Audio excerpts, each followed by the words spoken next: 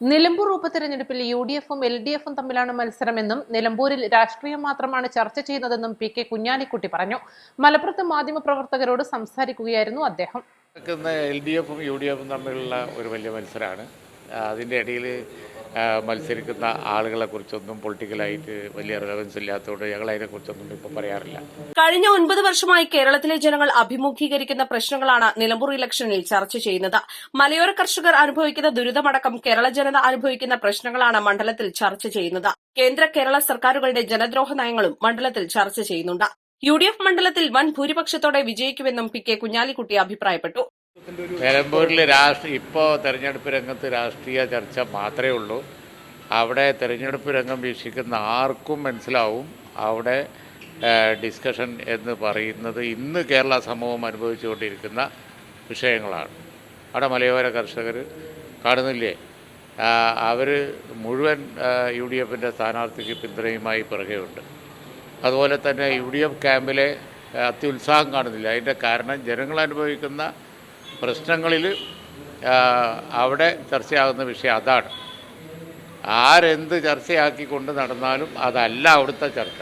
അവിടുത്തെ ചർച്ച എന്ന് പറയുന്നത് ഇന്ന് കേരളത്തിലുള്ള ജനങ്ങൾ അനുഭവിക്കുന്ന ദുരിതമാണ്. ഇവിടെ കഴിഞ്ഞ 8-9 വർഷകാലമായി കേരളത്തിലുള്ള പ്രശ്നങ്ങൾ, അതുപോലെ തന്നെ കേന്ദ്രം ഇപ്പോൾ ഒരു റോഡ് ഉണ്ടാക്കിയിട്ട് കണ്ടില്ലേ, ആ റോഡിൻ്റെ കഥ കണ്ടില്ലേ. ആ റോഡ് ടെൻഡർ ചെയ്തതിൻ്റെ പകുതി സബ് ടെൻഡർ ചെയ്ത് ഉണ്ടാക്കിയ സമയത്ത് തന്നെ ജനങ്ങൾ മുഴുവൻ പറഞ്ഞതാണ് ഈ റോഡ് നിൽക്കൂലാതെ. തോടൊഴുകി പോണ സ്ഥലത്താണ് നേരെ മതിൽ കെട്ടിപ്പോക്കിയത്. ഇത്തരം കാര്യങ്ങളൊക്കെ കേരളത്തിൽ നടക്കുകയാണ്. കൈത്തോടൊഴുകിപ്പോകുന്ന തോട്ടിലാണ് മതിൽ കെട്ടിയത്. അന്ന് നാട്ടുകാർ പറഞ്ഞു ഇവിടെ പാലം വേണം.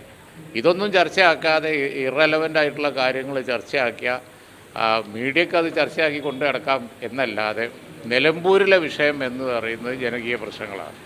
മനുഷ്യനെ പുലി പിടിച്ച് തിന്നുമ്പോഴും അത് വിഷയമല്ല എന്ന് പറഞ്ഞാൽ പറ്റുമോ? അപ്പോൾ അതുകൊണ്ട് നിങ്ങൾ മനസ്സിലാക്കേണ്ടത് അവിടുത്തെ ചർച്ച ജനകീയ പ്രശ്നങ്ങളാണ്. ആ ജനകീയ പ്രശ്നങ്ങൾ ഉയർത്തിപ്പിടിച്ച് യു.ഡി.എഫ് നടത്തുന്ന ക്യാമ്പയിൻ വലിയ നിലയിൽ വിജയിച്ചുകൊണ്ടിരിക്കുകയാണ്. യു.ഡി.എഫ് കൺവെൻഷനിൽ ആദ്യ അവസാനം ഒരു കുട്ടി പോവാതെ നിന്നത് ഒരു ലക്ഷണമാക്കി എടുക്കാം എന്നുണ്ടെങ്കിൽ യു.ഡി.എഫ് അവിടെ വലിയ ഭൂരിപക്ഷത്തിന് ജയിക്കും. അതാണ് ഇപ്പോൾ അവിടുത്തെ ട്രെൻഡ്. പെൻഷൻ എല്ലാ കാലത്തും കൊടുക്കണം എന്നാണ് കെ.സി. വേണുഗോപാൽ പറഞ്ഞത്. ഭാഷ തിരുത്തി പറഞ്ഞാൽ എന്ത് ചെയ്യാനാ?